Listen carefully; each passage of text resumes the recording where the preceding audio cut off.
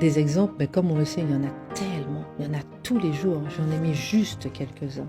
Le regard que je porte aujourd'hui, c'est cette inversion de valeurs, cette inversion où, au lieu d'être dans un pays de liberté d'expression, on est dans un pays où, au nom de la liberté d'expression, on vous dit de vous taire.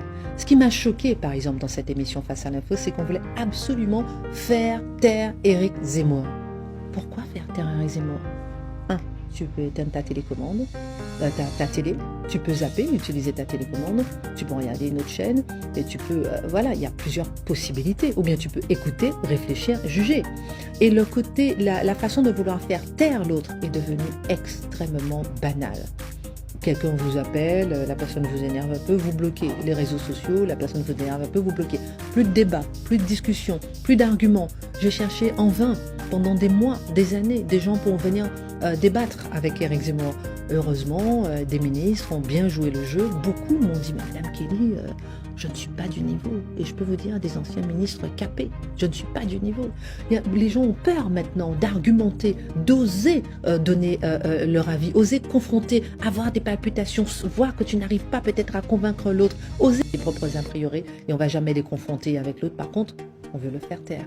Et pour moi, c'est ce que je vois autour de moi au quotidien. C'est la volonté, au nom de la liberté d'expression, au nom de la liberté justement, de tuer cette liberté. Et ça, on le voit tous les jours.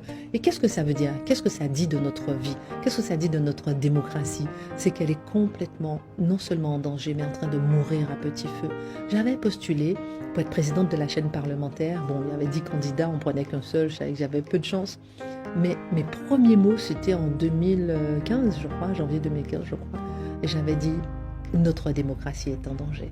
C'était mes premiers mots. Je n'avais pas encore commencé, Éric Zemmour. Parce que j'avais déjà vu qu'avec les fake news, avec tout, on est notre démocratie en danger. Donc moi, ce livre est un cri du cœur, un cri d'un membre du CSA, d'un ancien membre du CSA, un cri d'une journaliste pour dire attention, ce que vous croyez n'est pas la réalité. Alors que la liberté d'expression, c'est accepter d'être choqué, violemment choqué parfois, mais se dire tiens, il m'a fait réfléchir, je suis pas d'accord avec ce qu'il a dit, mais au moins avoir un cerveau qui fonctionne. Et on n'a plus de cerveau qui fonctionne. Notre cerveau est anesthésié. Pourquoi vous seriez? Je sais parce que accepter d'être violemment choqué, ça me fait penser à cette phrase mythique quand Éric Zemmour dit que tous les mineurs étrangers sont des délinquants, des violeurs, et que vous dites pas tous, Éric, c'est devenu un peu une blague très répandue. Donc je vous demanderais peut-être de faire un petit pas tous à la fin, parce que c'est devenu mythique, et lui répondre si tous, Christine. Et donc je me suis marré parce que voilà, ce jour-là vous étiez choqué, mais vous l'avez exprimé, en tout cas vous étiez dérouté, mais vous l'avez exprimé posément. Ce jour-là, par exemple, plusieurs personnes m'ont reproché de ne pas avoir maîtrisé l'antenne, alors que pour moi, c'était le meilleur moment où j'ai maîtrisé l'antenne. Ouais.